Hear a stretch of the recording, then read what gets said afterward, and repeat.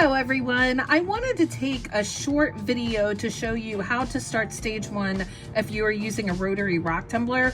I do have a video that talks about stage 1, but it was a very long video. So in that case, I have a whole barrel full of chert that I collected from the river that I am going to tumble together today.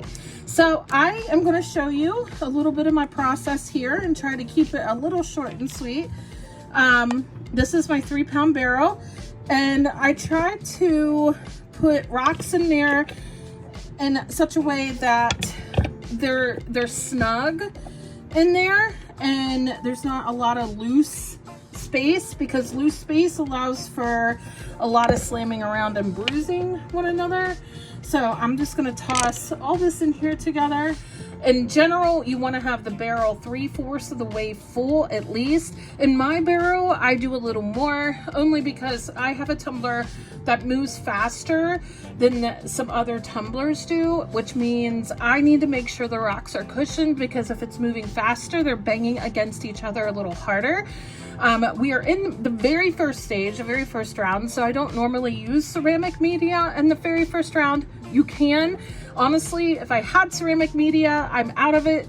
I would have added some of that into this batch, but it's okay. So in the process, I may be ordering some ceramic media. But so now that you have your barrel full, and you don't want to come all the way to the top because you want the lid to get on it, okay? So you want to use, for stage 1, silicon carbide grinding and polishing grit. You want to use the 6090 grit. You can buy this at professional lapidary businesses online. Kingsley North, the Rock Shed. I got this from Highland Park.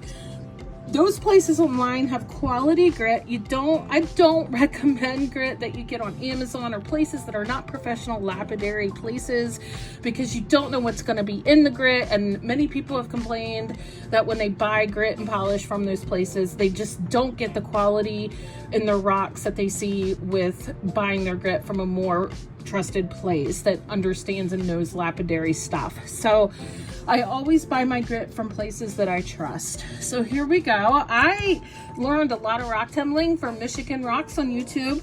And so he says generally you want to do 3 tablespoons in a 3-pound barrel.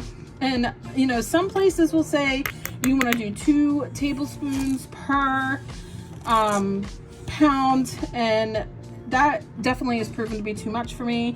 I do a little bit of a heaping tablespoon of those 3 tablespoons, but I just put that in there.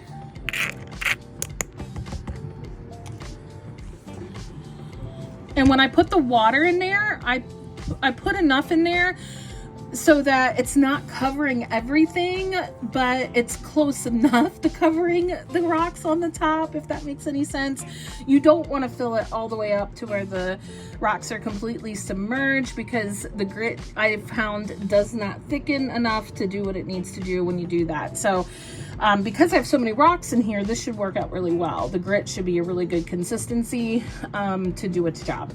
So what I do is I put the lid back on it, and I will put it back on the tumbler, and I will check it again in 7 days and see how this first round of stage 1 goes for this chert that I found in our local river. Thank you for joining me. If you have any questions at all about rock tumbling, you can put those in the comments below.